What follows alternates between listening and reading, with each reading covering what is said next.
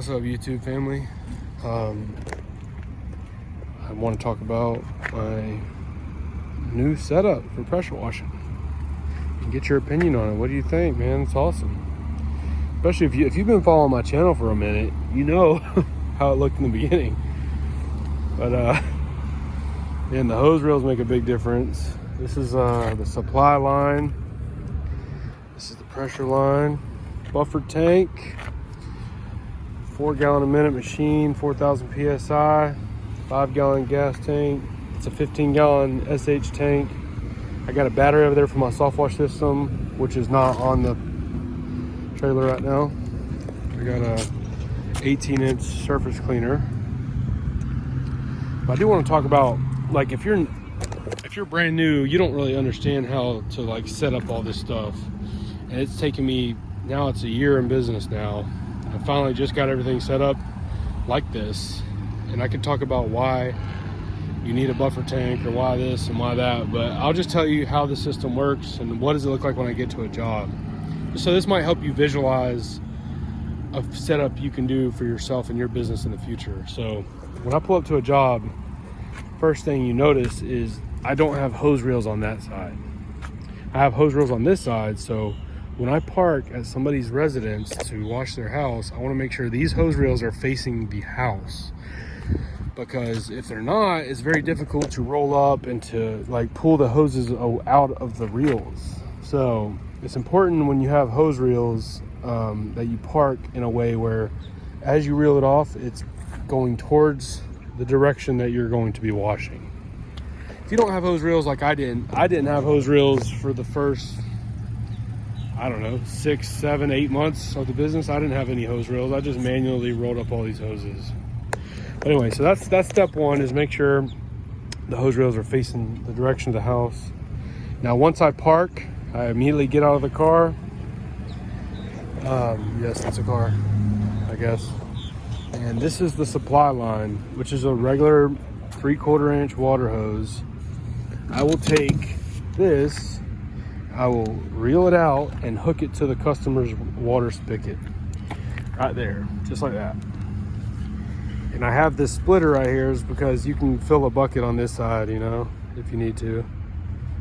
This was before I had the buffer tank. So yes, you connect the supply garden hose to the customer's water, immediately turn it on, and that will run all the way through the hose reel, into this line, through the filter, up here, and into the tank, just like that. Now, in the tank, this is the supply side.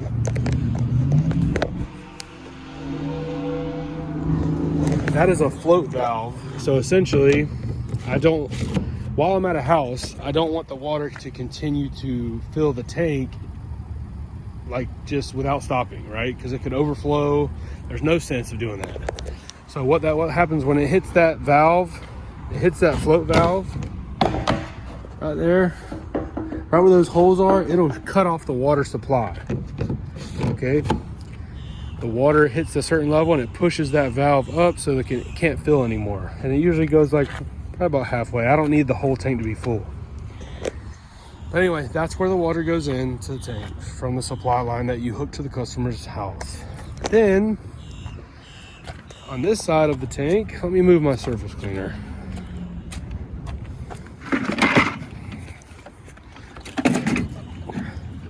If I can. Ew. Well, might need 2 hands for this.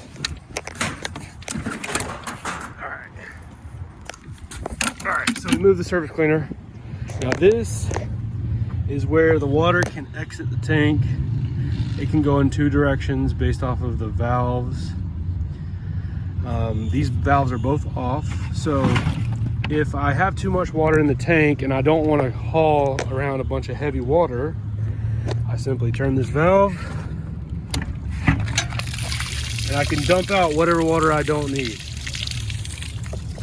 The other side is the supply line to the pressure washing machine. So as soon as I cut that on, this will gravity feed water out the PVC through. This is actually a garden hose right here.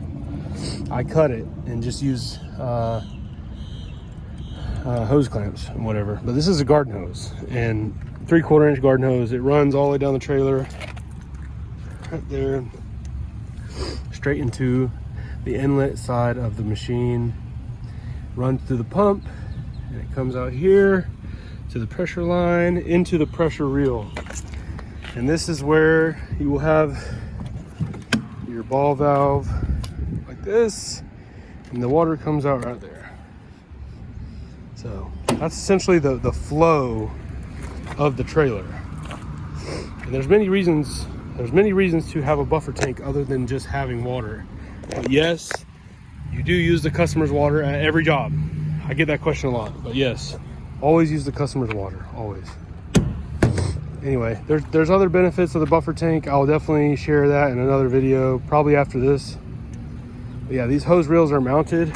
I kind of did my own little custom mounting. These are 2x4s. And I got straps that keep this from unraveling. Same thing here. Yeah, I got a bucket over here as well with some sprayers. I really like these sprayers. This is just if you get rust spots or something. Got a little rust aid and a spare tire for the trailer. Like I said, this battery is for the softwash machine. I got this little siphon hose thing. You can siphon out some SH into a spray bottle if you want to. This is my downstream injector drop tube. It runs from right there to the end of this, and this is the suction hose to suck. I'll drop it in this tube right here, or this